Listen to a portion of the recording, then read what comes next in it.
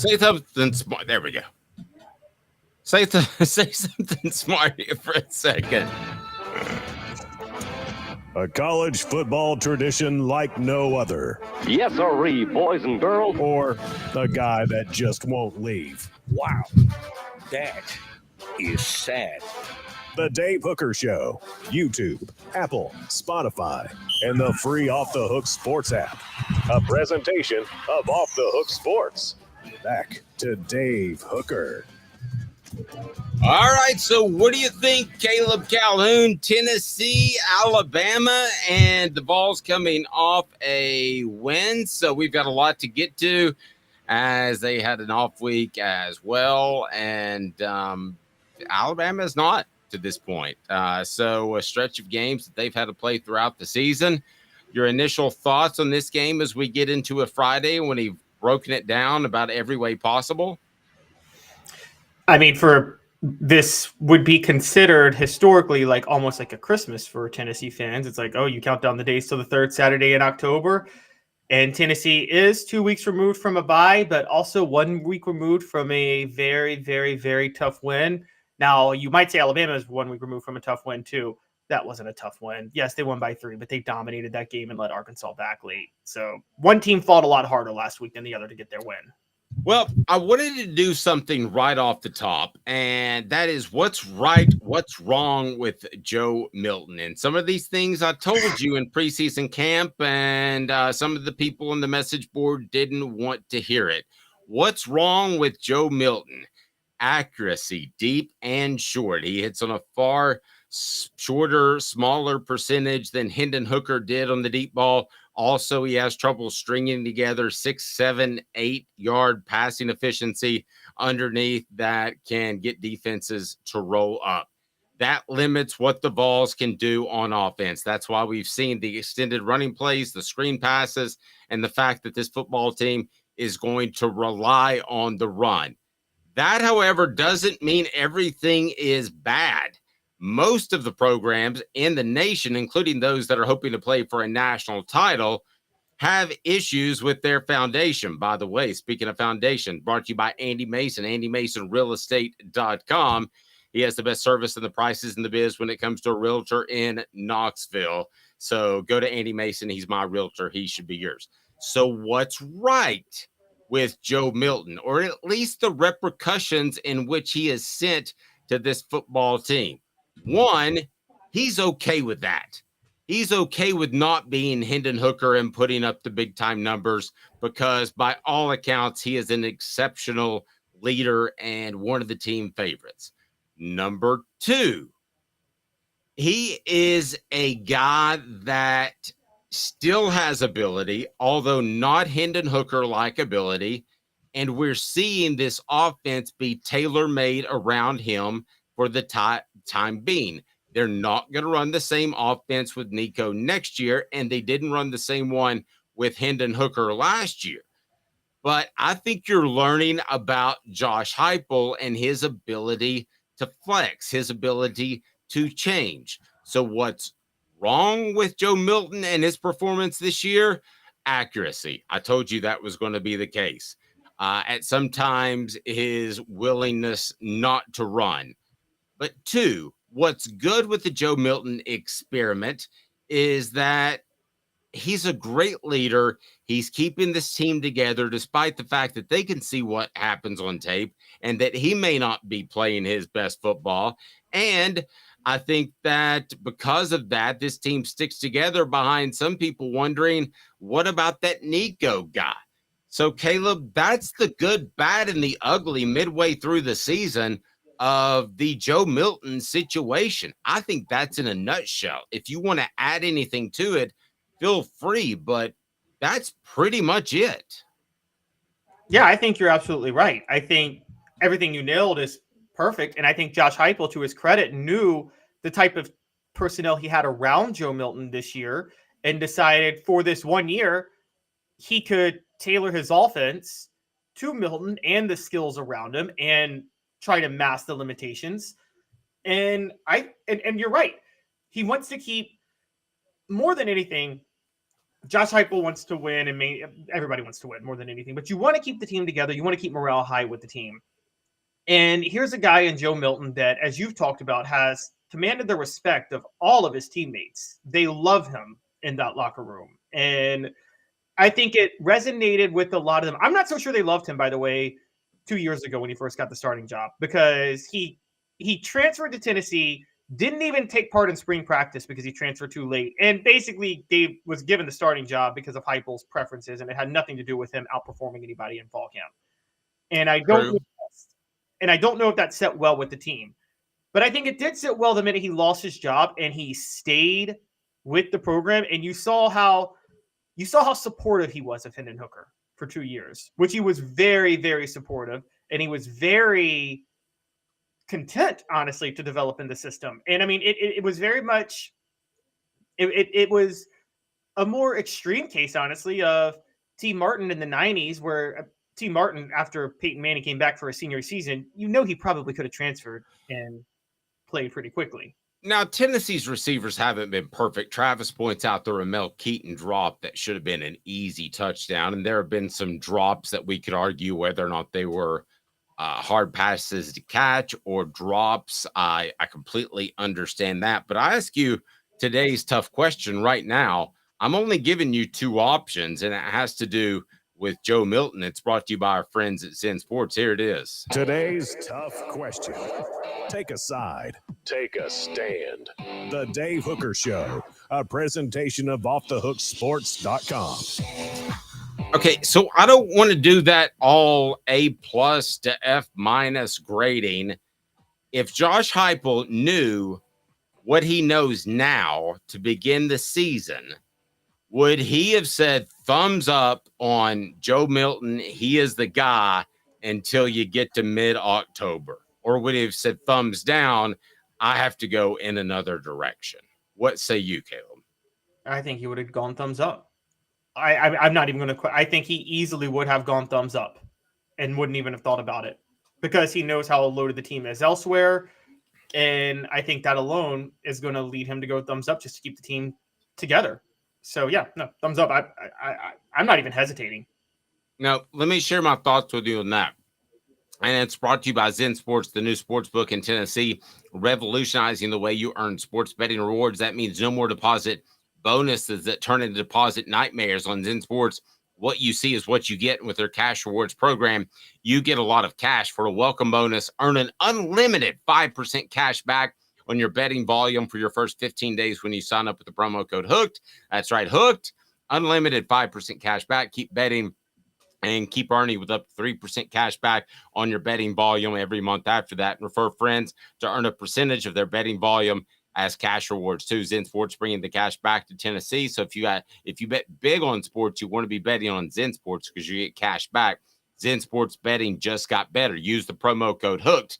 Gambling problem? Call 1-800-889-9789. Must be 21 and over and in Tennessee to bet. Here's exactly why Josh Heupel would take what he's gotten from Joe Milton at this point. They're a Cooper Mays abdominal injury from being undefeated. And then you're going into this Alabama game as perhaps the favorite. Who knows what Vegas would say if Tennessee was undefeated.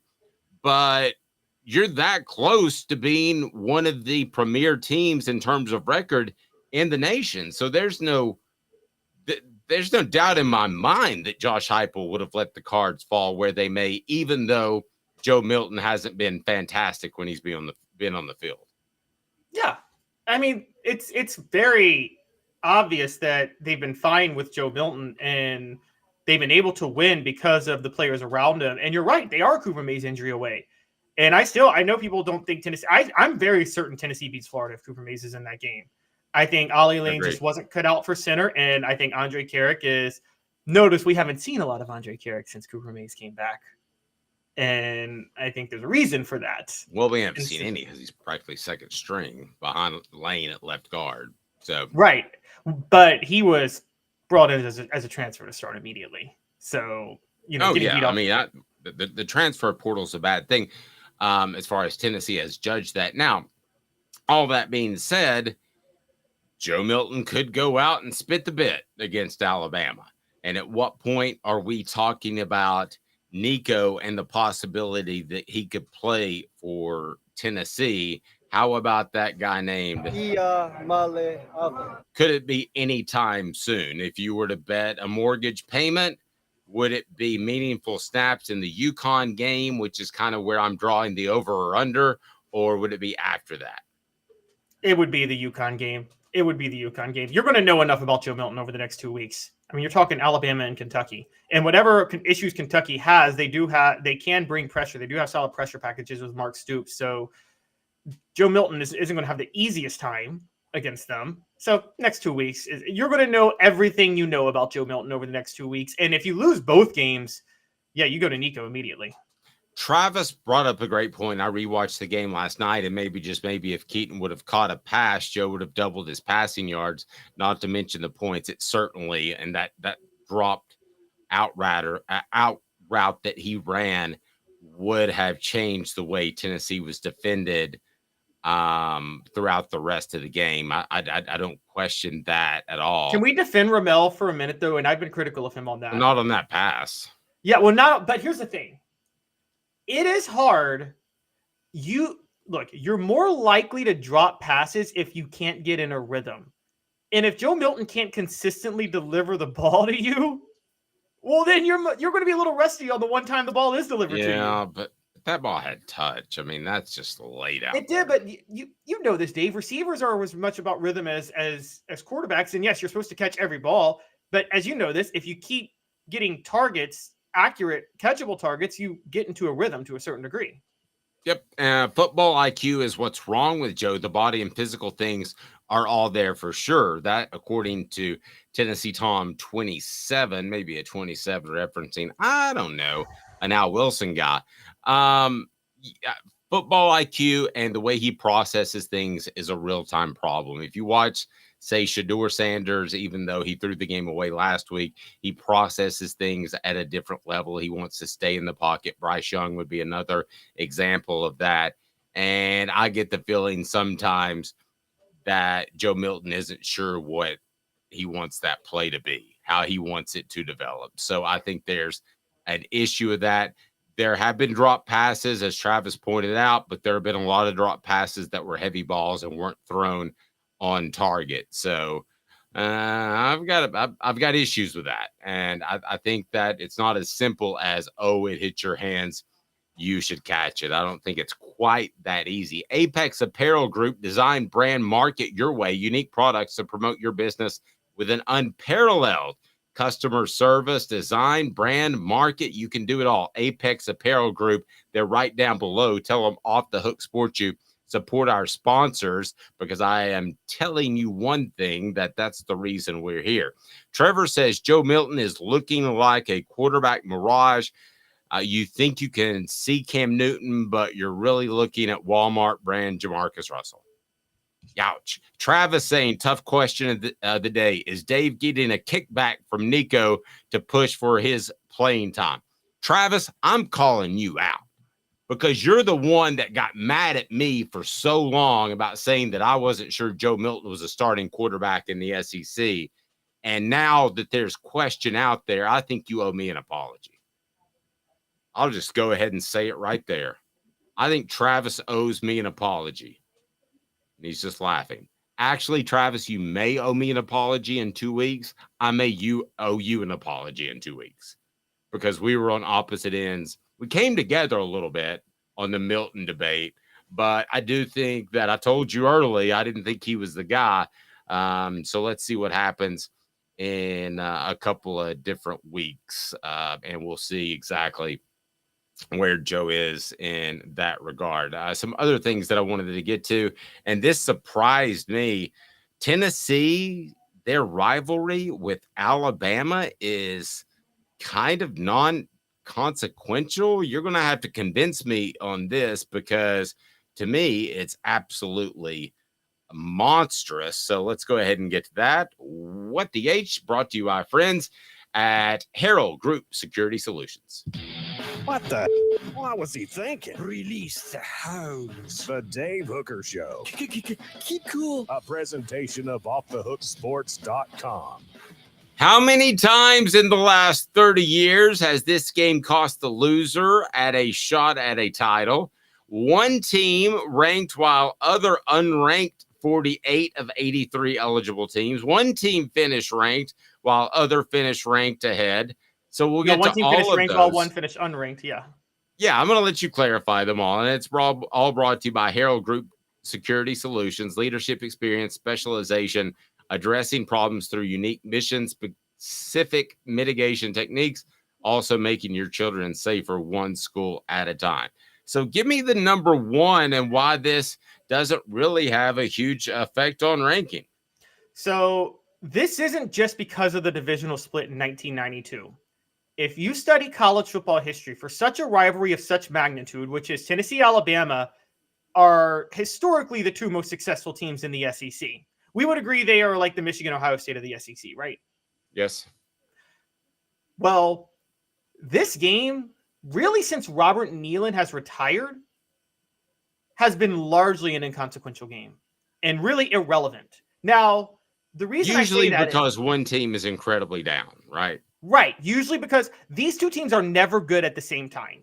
And it's the weirdest. That's why it's known as a series of streaks. Days, I'm sure you heard, right? It's typically since the 1960s when a team, there was a period from like 1967 all the way to 2001 where if a team won a game, it was part of at least a 4-game winning streak in the series. Yeah.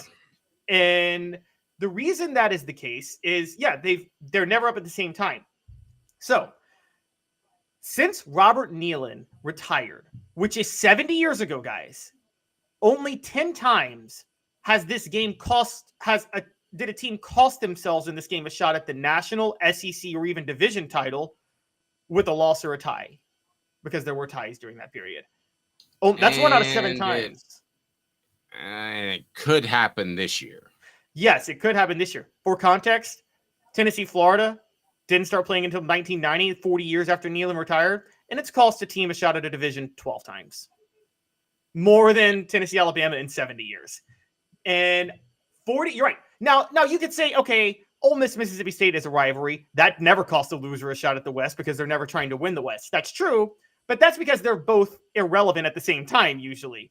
Yeah, and this isn't Vanderbilt, Tennessee, Auburn, Alabama in the same state.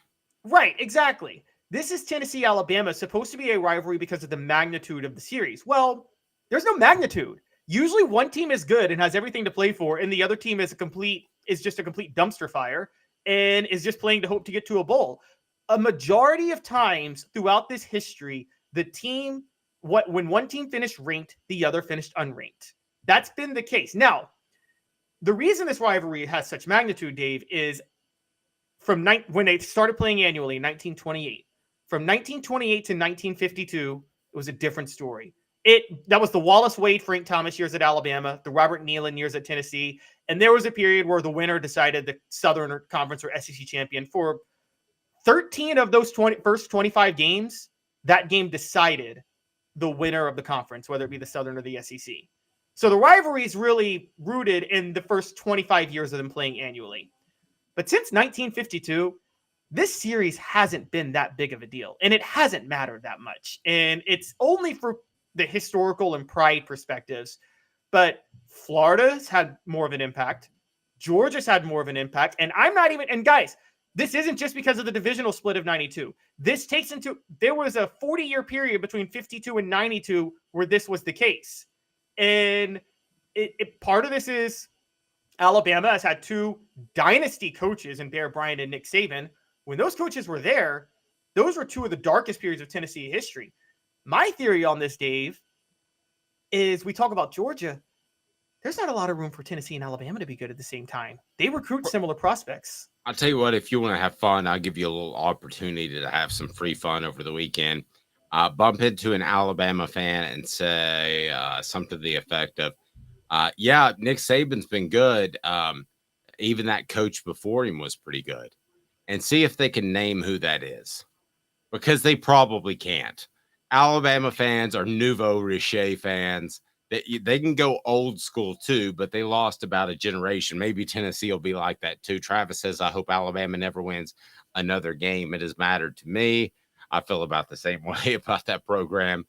The off-field Simply put, antics of the programs probation also. are never good at the same time, Caleb. No, the golden age of Tennessee football of the modern era, the 90s and the 2000s, just happens to coincide with Alabama hiring a string of Mikes that all were terrible. And except for one who was a good coach, but he couldn't, not hang out with strippers in his hotel room.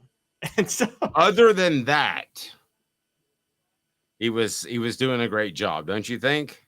an amazing job. But so Dave, the question I ask you is there room? Do Tennessee and Alabama recruit too similar of prospects to where there's not room for them both to be good at the same time?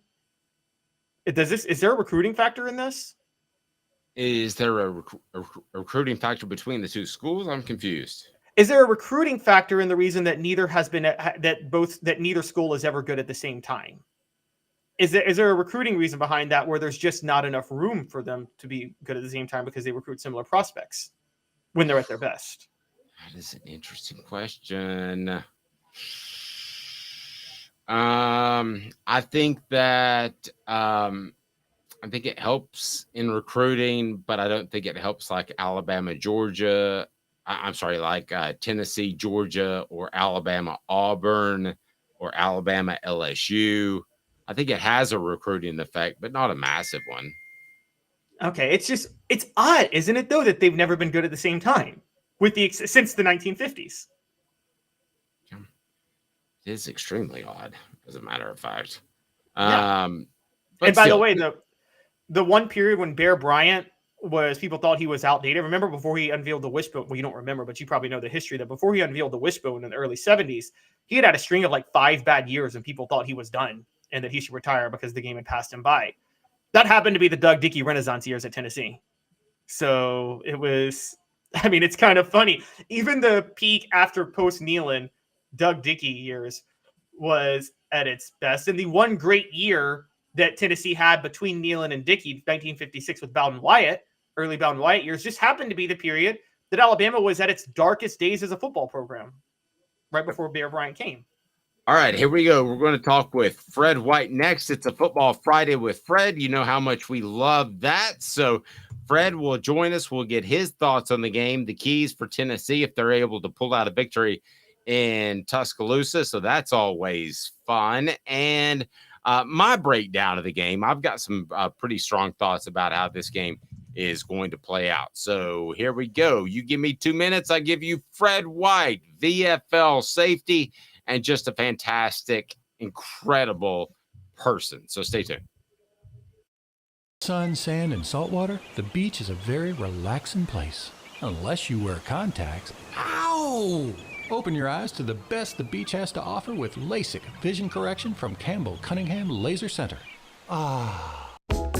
Sports Treasures in North Knoxville is one of the South's largest sports cards and memorabilia dealers, featuring over 10 million sports cards from vintage to modern. Sports Treasures carries a full line of hobby boxes, singles, autographed memorabilia, Tennessee Vol collectibles, fan cave decorations, and so much more. See a museum full of collectibles at Sports Treasures, 4819 North Broadway in Fountain City, and Sports Treasures on Facebook. Sports Treasures, where the real sports fan goes to shop.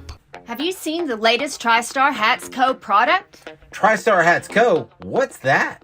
You know, those really cool hats, shirts, tumblers, and even license plates with 3 stars like the official Tennessee flag and stripes like the American flag. Pretty patriotic if you ask me. Gotcha. Seen those. Those are cool. Where can I get them? Simple. TriStarHatsCo.com. And if you order now, there's 10% on any order $50 or more. Plus, use the promo code HOOKED. With the promo code HOOKED, you get 10% off. That's hooked. And don't forget free shipping with any order over $50. Stock up at TriStarHatsCo.com. That's TriStarHatsCo.com. There are plenty of wannabes out there, so make sure you go to TriStarHatsCo.com for the best quality and customer service. Will do, and I'll be sure to use the promo code HOOKED. That's hooked when I do, to save an additional 10% off. TriStarHatsCo.com. TriStar Hats Co. is a trademark of TriStar Hats Co. LLC. Any use without express written consent is prohibited. Thank you. We appreciate that, Nico. A college football tradition like no other. Yes, sirree, boys and girls. Or a guy that just won't leave. Wow, that is sad. The Dave Hooker Show. YouTube, Apple, Spotify, and the free Off the Hook Sports app. A presentation of Off the Hook Sports. Back to Dave Hooker. Love this. Fred White joins us now. And it's brought to you by Herald Group Security Solutions and Leadership Experience Specialization, addressing problems through unique mission-specific mitigation techniques, also making your children safer one school at a time. Go to heraldgrp.com. That's right down below. Also down below, you can purchase the Celebrate 98 book with Fred White's autograph, which I think is pretty darn cool. So check that out, and we'll get that right out to you. Great for Christmas presents. And Fred, you are all orange. How are you, sir? I'm doing good, Dave. How about yourself? I'm well. Tell me about this this revenge factor. As far as a player, I'm sure you guys wanted to get revenge against Florida at times, but does it really affect how you play the following year? No, your preparation affects how you play. I mean, that you can go in there with false bravado if you want to. You still got to play and win the game. I think that wears off after the first few minutes of the game. If you get hit a few times, that revenge stuff starts to change, and you start to realize, okay, what's my game plan? How do we stop the run? How do we stop the pass? How do we play within our defense? That's it. Let me ask you this. Does it help you at all in the dog days of June when you're out there practicing on your own, or the Monday, Tuesday before a game in which you lost the week before? Does it provide that motivation? I know once the ball's kicked off, it doesn't, but is there anything to that at all? I mean, we got our butts whipped by Nebraska and then played Nebraska again in 96 in 99, and it was no different. I mean, it was. Did we want revenge? Absolutely. But you got to go out there and you play the game. What Herman would say, you play to win the game. Well, sometimes revenge don't mean anything. That's just a false sense of bravado. You got to go out there and execute and win the game. Like I said, once you get hit in the mouth a few times, that started to change because you start thinking, okay, if I'm just worried about revenge, I don't know if I'm going to win this game. Well, y'all put up a much better fight with Nebraska, I felt like, in the 99 game than y'all did the 97 game. But Fred, does it have an effect? I guess where we're at is, you're right. I'm with you. The preparation goes into it when the preparation matters at kickoff. The revenge factor doesn't. And once you get a couple of hits, that's it. But do you think that Alabama, for instance, may have been circling this game given last year, saying, okay, we're going to prepare maybe a little bit extra harder for this game than we did against Arkansas last week, where they almost came back and beat us? Well, I look at it from another standpoint. I'm looking from Tennessee's standpoint of, we got to prove that it wasn't a joke, that it wasn't a fluke, that we beat you. How about that point of view? I don't care about the revenge part of it. I care about what we're going to do, how we're going to do it. All right, well, everybody feels like that was a fluke game. You got a great pass toward the end of the game to get you in field goal position with a quarterback that everybody loves. Hey, man, go out and prove that you didn't just look up on a win. We had to do the same thing in 1996. We played in 95 and beat them 41-14 in Birmingham down there. And then we come to Knoxville in 96, and that game was probably more intense than any game we played that I got a chance to play in against Alabama. And that's the one I told you, Dave, that sticks out to me the most. That game was very tight. I think we may have won 20-14 or 21-14, somewhere around there. 20-13, it was something like that. So it was one of those games where, man, you got to go out there and prove that you were supposed to beat them. Plain and simple. But once we won in 96, I don't think we ever thought we were going to lose them again. Yeah, and it was much more of a dogfight. The way that you beat them the year before was obviously, I mean, that's a legacy when it comes to Tennessee football and what you guys were able to do in Birmingham. But it was a little bit closer Do you like this team and their ability to win close games, or have you seen enough to know that for sure? Well, we just won one. Yep. That was a dogfight in our house. Defense stood up and they stepped up to the challenge. I think that was what we needed to see before the season started. Before the season was over with, we need to see our defense get out there and get after it like that. And I think going into this is your toughest part of your schedule. Big time players make big time plays in big time games. You want to be legendary in Tennessee? Make plays against teams like Alabama and Georgia. Those are the plays and the games that people remember. They remember Jamal Lewis going for over 200 yards against Georgia. They remember that. Those are things that you remember the most vividly. You remember the Georgia game in 1998 because we shut down Quincy Carter and a high-powered offense. I mean, those are the games you look at and remember. You look at Leonard Little hitting Freddie Kitchens on a option play or whatever it may be. People remember that image. So if you want to be known for being good at Tennessee and not be taken as a joke or not to be looked at as overrated, these are the games you do it in. This on the message board, I think this is too soon. I'll be the first to tell you if I don't think it's too soon. Trevor, we want Nico. We want Nico. We want Nico. That may be the case in 2 weeks, but it's too early now, in my opinion. Fred, what do you think? I don't think it's going to be in any part of this season if he takes over that job. I don't either. I don't see it. Here's the thing. I look back a few years ago. You had a top quarterback at Clemson. You had Kelly was the quarterback that was starting, as well as Trevor Lawrence was the backup. Now everyone was calling for him, but not only were the fans calling for him, his teammates were. Have we seen that yet? No. Thank you. No, the players love Joe Milton.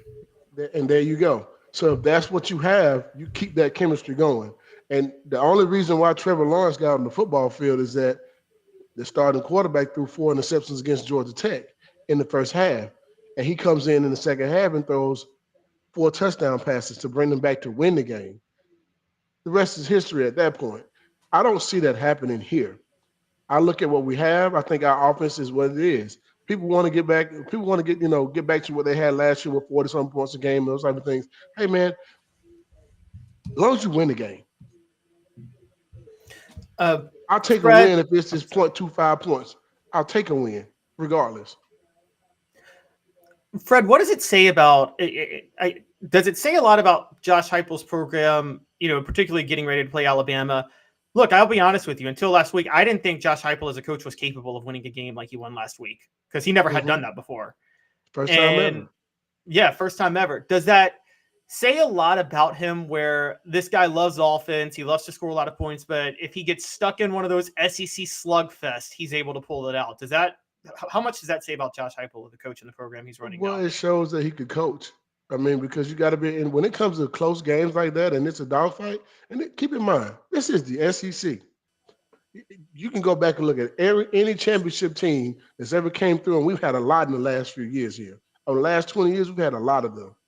They've had to win some of those grinded out games. They have. And this is what it's about. You're playing against some of the best talent there is in the country, right here in the SEC when it comes to defenses and defensive coaches. Guys are revamping things all the time. Most of the talent is right here. You look at the top 10 when it comes to recruiting, how many of those teams are SEC teams? And how many of those teams we actually have to play every year?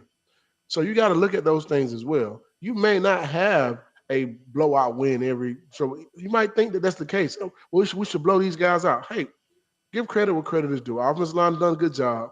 They've opened up holes for the running game. And at some point, we may be able to hit some of those plays downfield. But at this moment, we need our defense to be playing like it's playing. In order to win a championship, you got to have there are going to be some games like that. Hey, do you guys recall back in the day in 1997, we beat Vanderbilt, a lowly rated Vanderbilt, 14-7 to win the game. We also beat them 13-14 in another game. You understand what I'm saying? So those things do happen. It's a dogfight every week. And you're not going to sneak up on anybody like we did last year. Nobody expected what we got last year. Not one person. Not one. If you expected that last year, I will applaud you myself and stand up on it as well, because no one expected for us to go what we went last year. That was not a fluke, but it was like something we didn't expect. In year 2, did we actually expect that? No, we didn't. No. It's interesting. You have two teams in Jalen Milroe that's getting the chunk plays, which Tennessee did last year, and you have Tennessee more of a running football team, but two of the better defenses in the SEC and beyond. So would you rather go into this being the chunk play team or the team that can consistently run the football? Honestly, I want to be the team that can run the football because we can keep our defense off the football field and get them some rest every now and then. And also still be able to take your shots downfield, because that running game will open up play action at some point. Now, whether we hit that deep ball or not is a different question, but I think at some point that's going to happen. The more you have an opportunity to do those things, the better you will be able to get those balls down the football field. But our offensive line continue. I'm expecting and hoping for our offensive line to continue to help us rush for 200 yards a game. And when we're rushing for 200 yards a game, we're 5-0. I mean, I'll take that 200 yards a game and say the same. I remember back in the day when we played against Florida, even though Florida had the high-powered offense, the fun and gun, or whatever Steve Spurrier ran, the team that won that game in those series was the team that rushed for the most yards. Always. Always. Yep. Always. And people forget Steve Spurrier didn't win that national championship without Bob Stoops, Javon Curse-led defense in 96 too. Mm-hmm. You got to have a tough defense in order to win a championship. And you got to look at Georgia. You look at Georgia the last few years. Their offense was okay, but that doggone defense was stellar. I mean, they won those games with mostly defense. If you can't win, man, you can't score. But on offense, if you have an opportunity to get a score, that helps your defense out.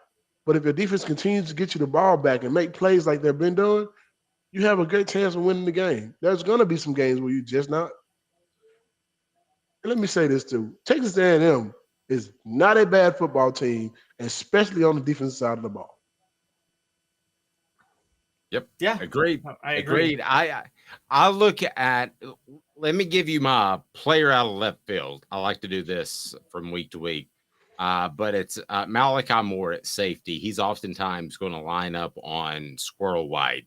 He's nursing an ankle injury he sustained in the win over Texas A&M. Questionable this week, but expected to play. Alabama's entire team is expected to be healthier than last week. But well, I tell you what, with Squirrel White's quick, so I'm going to find out what Malachi can do pretty quick. Oh, yeah, absolutely. And here's the thing. Getting the ball in his hands, whether it be on screens, whether it be on jet sweeps, we need to be able to find ways to get the ball in those guys' hands in open space, like one-on-one situations. And I'm looking forward to that, whether it be a deep ball or a short pass. Just getting them opportunities one-on-one. If you look at Alabama, nothing's changed with them. Their defense is still the same. They're going to play the same stuff they did last year. They will take away that deep ball, though. They're going to make us grind it out and go down the football field. I truly believe that's what they're going to do. And the best part of their defense, though, is their short defense game. We haven't shown that we can take the top off the defense this year consistently, but I feel like if we can run the ball in this game, we have an opportunity to do something big. Good stuff. Anything else from you, Caleb? Yeah, Fred, I want to actually flip to the other side real quick with taking the deep ball off. We're all talking about Tennessee's pass rush, and we should, because James Pierce looks like a transcendent, legendary player. And I've been giving you shout-outs all month, Fred, because you called that in the summer about James Pierce, and you nailed it. Absolutely. And I feel like he's going to be one of the most amazing defensive players we've seen around Knoxville, Tennessee in a long time. Yeah. But I want to give some credit to the secondary. You know, we talked yesterday about Kamal Hadden, who PFF is grading him a top 4 cornerback in the country right now. And Wesley Walker and Jalen McCullough haven't really given up anything over the top. So while Jalen Milroe, his big advantage is he hits 2 or 3 deep shots a game. That's where his stats get padded pretty much every game. Mm-hmm. You feel pretty confident in Tennessee secondary to make sure that those deep balls aren't given up on Saturday? I think those things, what I'm going to always say this, you can give him your best corner if he doesn't have a pass rush. It's going to be a long day. So I'm looking forward to being if our guys on the defensive side of the ball, Aaron Carter and Beasley and James Pearson, those guys can get to the quarterback and just put pressure on him. You don't even have to sack him. You got to hit him a few times, though. You got to put him on the ground a few times. You got to get to him, get in his face, and pressure him and make him throw the ball faster than what he wants to. Throw off their time and some. If you can do those things, our secondary will play well. Yeah, and Fred, I thought the Gabe Judy-Lawley interception was emblematic of the way this team is able to play back some more, a little bit of zone, and they don't have to commit as much pressure, and that means more man-to-man. I thought that is something that Tennessee didn't necessarily have this year, but has this year because their front seven is so good and create pressure without sending extra guys. We certainly appreciate it. Fred, if people need to get fantastic insurance in the Atlanta area, how do they do that? Give me a phone call. It's 770-381-0367. You can also look us up on social media, Facebook platform, Instagram. Well, I always say Instagram. And I was going to say Twitter, but it's X. I guess it's X. The name is stuck. But we're there as well. If you guys have any opportunity to give us a call or check us out online, please do so. Also, Google us at Fred White Allstate.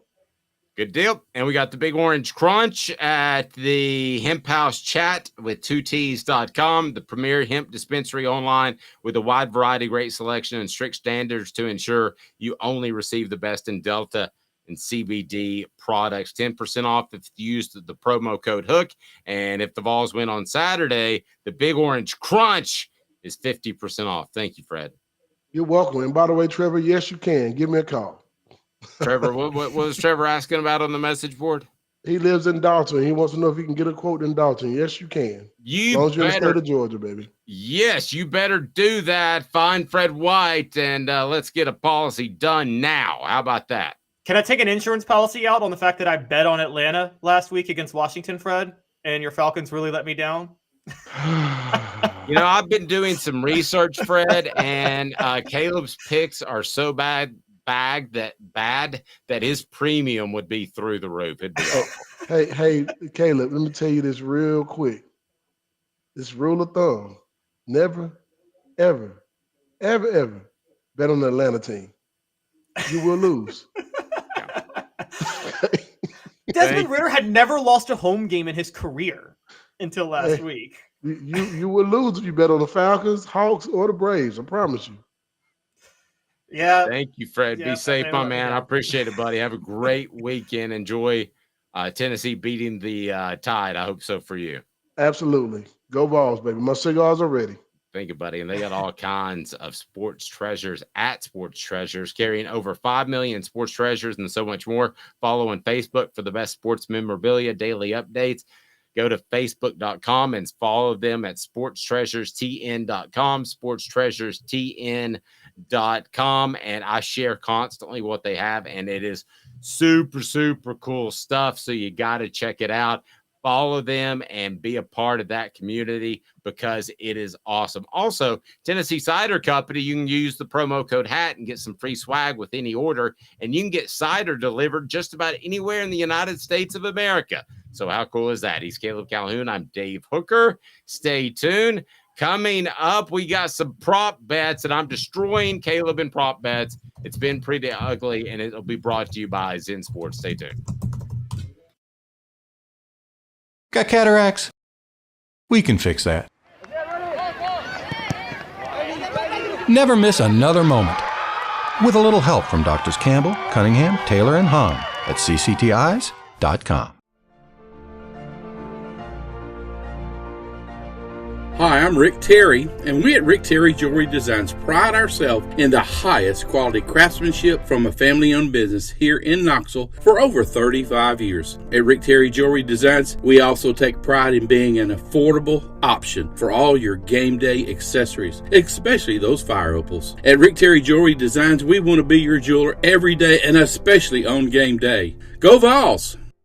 Hi, Mike Davis here with City Heating and Air, reminding you to always dare to compare.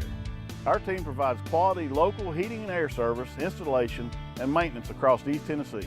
We use only the best equipment like American Standard heating and air conditioning for your residential, new construction, or commercial needs.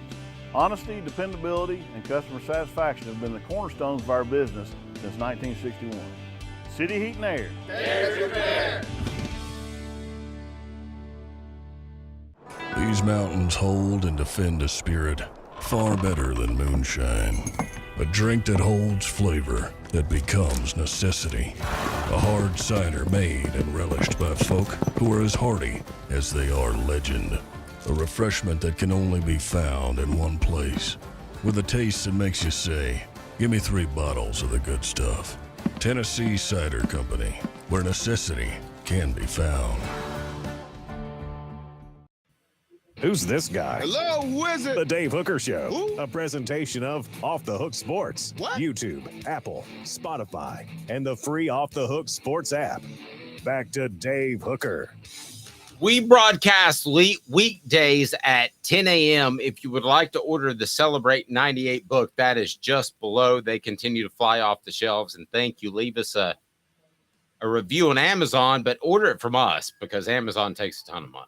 I'll just tell you, that Bezos guy, man, he's got something figured out. But you can order not only a soft cover, but a hard cover. You can order autographed hard covers and soft covers and an autographed soft or hard cover from Fred White. More players we will be adding here momentarily throughout the coming weeks. So we're looking forward to that. Rick Terry Jewelry Design. They want to be your jeweler and look for affordable game day jewelry, whether they're the Fire Opals or not. That's a Tennessee tradition. RickTerryJewelry.com. RickTerryJewelry.com. Okay. If anybody wants to jump on here on the message board, because we broadcast live at 10 a.m. and they want to rip Jim Harbaugh at Michigan. He's one of my guys that, yeah, go ahead and rip. Go for it. That's fine. I'm good with that. But, Caleb, this latest thing is more about the NCAA being stupid than Michigan breaking rules. So, Michigan is under investigation for evaluating players. This is pure stupidity. If this were Josh Heupel, you should be saying, go, Josh, go. Do the best you can. But describe to me, and for those that don't know, what Jim Harbaugh has gotten himself in trouble in this time. So Jim Harbaugh, this is alleged. He's denying it. I want to get that out there. I'm also going to say I don't believe him, and then I'm going to say I don't care that I don't believe him because I don't have a problem with him doing what he did. It's a stupid It's a stupid rule. Apparently, you are not allowed to have scouts in the stands watching games live and picking up on signs for your team. Stupid rule. You can do that. You can do that in high school. High school coaches do that. If they have an off week, they'll go and even if they don't, they'll try to scout out other opponents whenever the schedule allows. I can't believe this isn't a rule. I read the first 5 paragraphs. I'm like, well, what did he do wrong? And then they point out that it's an NCAA rule. So you're telling me that if Tennessee is getting ready to play Oklahoma and they want to see a little bit more than the television will allow, and the all 22, which is the video from the end zone where you can see all 22 players, they want to see a little more and they want to look at some signs and they can't do that. That's absolutely idiotic. Yes, it's absolutely ridiculous. And by the way, for those who don't know, one of the reasons Tennessee became so successful under Robert Nealon, he was the first to employ film study. He was the original Bill Belichick. Because, as you know, Dave, Robert Nealon went to, I believe it was MIT for a year. So he studied technology and understood the art of filming and everything that went into it. And he actually would have people film at other games before there were copyright TV contracts or anything like that to get information. That's one of the reasons Nealon himself was so successful. So Scotty says they are accused of trying to steal signs. I know. Big deal. If you're not trying to steal signs and you're in football or any other sport, then what in the world are you doing? You should try to steal signs. I'm not saying go Houston Astros and bang a drum and have an electrode to your chest and all that stuff. but stealing signs in football, tell me what's wrong with that. Trevor says you're watching the death throes of the NCAA. Me personally, I hope they void their let's just say vows on the way out. And here, listen, the NCAA wants to make an issue out of this because they want to prove that they're relevant. Again, I told you, Caleb, months ago that they had added to their enforcement agency. This is absolutely stupid. I mean, this is absolutely stupid. You can go and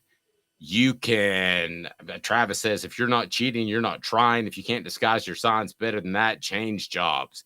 Amen, brother. Amen, Also, brother. From the other side of that, too. And I didn't ask what they were accused of stealing. I just. Yeah, they were accused of stealing. That's what it is. As a coach, Dave, isn't it on you if your signs stay the same every game? Yes. Like, this is, by the way, I don't know if you guys know this. Remember that Seahawks-Broncos game where I'm sure everybody in Knoxville was rooting for Peyton Manning to get a second Super Bowl when the Seahawks just shut down the Broncos? Richard Sherman, to his credit, came out and admitted. He said, yeah, we got a hold of all of Peyton's signs. We figured it out. We kind of figured out every one of his signs. And had Peyton Manning just changed everything at halftime, had he just done one switch, he would have come back and beaten us in that game. He said that. And by the way, I don't think Peyton Manning's complaining about that. That's not the same as what the Patriots were doing, for instance, where they were allegedly bugging the locker rooms of. Yeah, that's different. I mean, that's a whole different thing. You can't bug the locker rooms. You can't. And there are certain, like in baseball, there are electronic ways that you could steal signs. You can't do that. You can't go watch the television that's playing in the clubhouse and watch the signals and that affect a game. You can't do that. But if you're standing across the field of play in whatever sport and you're stealing signals, that's part of the game. Absolutely part of the game. And going to history, since I brought it up, I'm seeing on the message board, I got to correct a couple of people. No, Majors did not play for Neyland. Majors played for Harvey Robinson 1 year and then Bowden Wyatt the next 2 years. Neyland was recruited Majors, but he never actually played for Neyland. But yes, it's part of the game.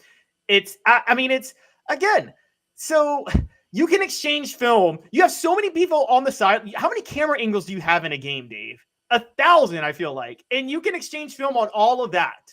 But you can't have somebody in the stands from, however many yards away figuring out signs and things like that. That's just ridiculous. And it's not like they're bringing a camera into the stadium because they don't let you bring in video cameras into the stadiums anymore. I mean, I guess you could try to film the signs on your phone. That wouldn't be good quality. So Well, I mean, I know that they shoot the all 22, which is from the end zone, but do they not shoot?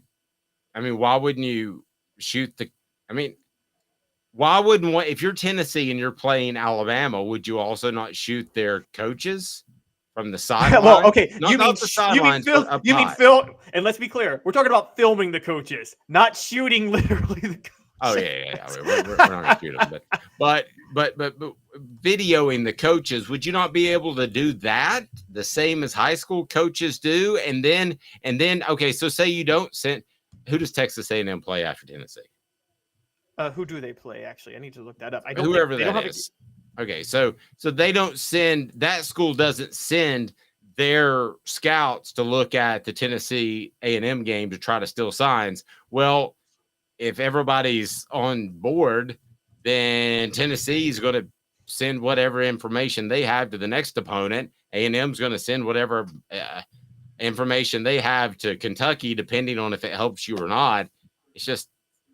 I have a theory on where this came from, though, and I would like. I'll tell you where it came from. Is they're trying to get rid of Jim Harbaugh because he's terrible to work with. That's where it came from. I know who this came from.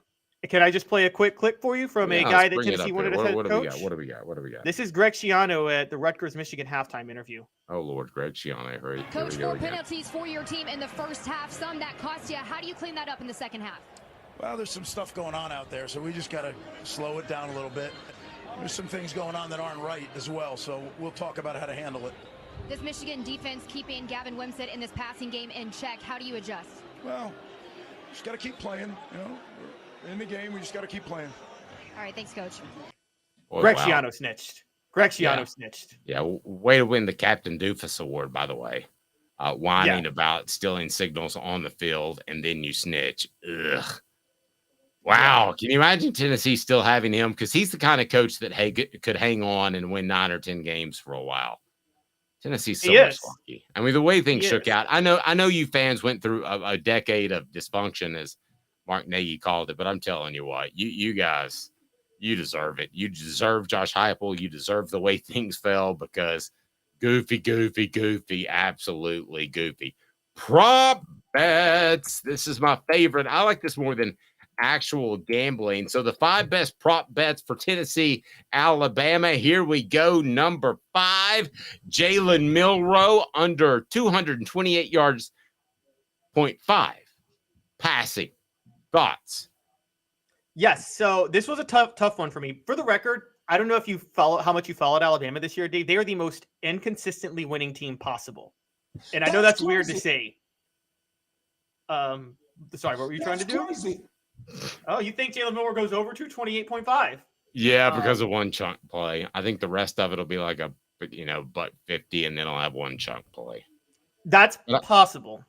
But I think Tennessee secondary is a little bit better than other secondaries and won't allow that to happen, funny enough. But so I think he goes under, but I just had to do 5 and I had to put 1 bet on Alabama. But if I'm being honest with you guys, don't bet anything on Alabama.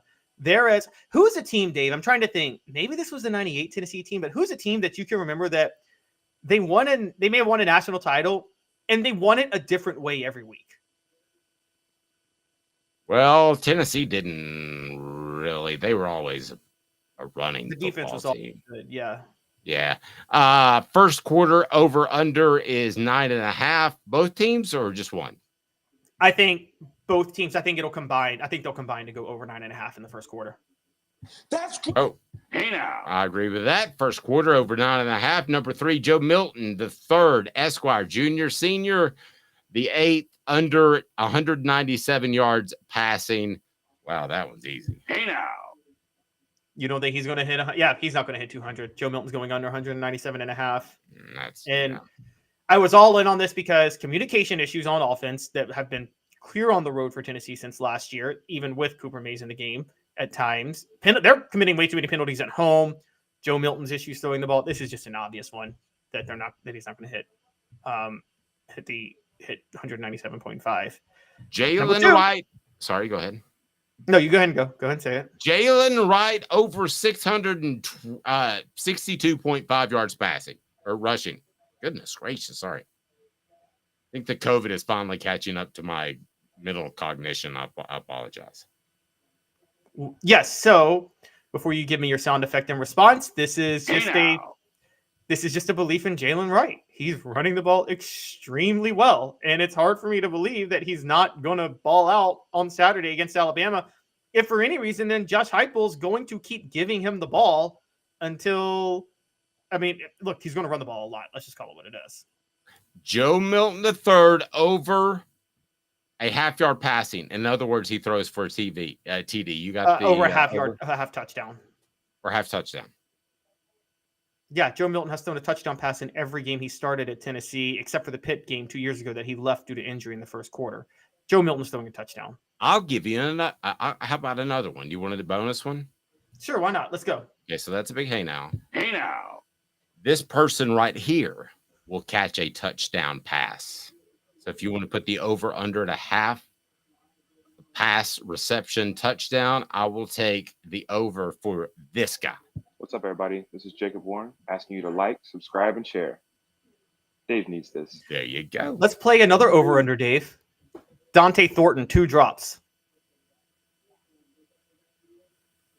Hey now. Have a fantastic day, everyone. Final pick. What are your picks? Sorry.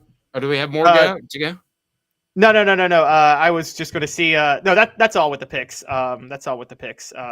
Yeah. I saw where Jimmy Hobbs picked Tennessee by 10 in this game.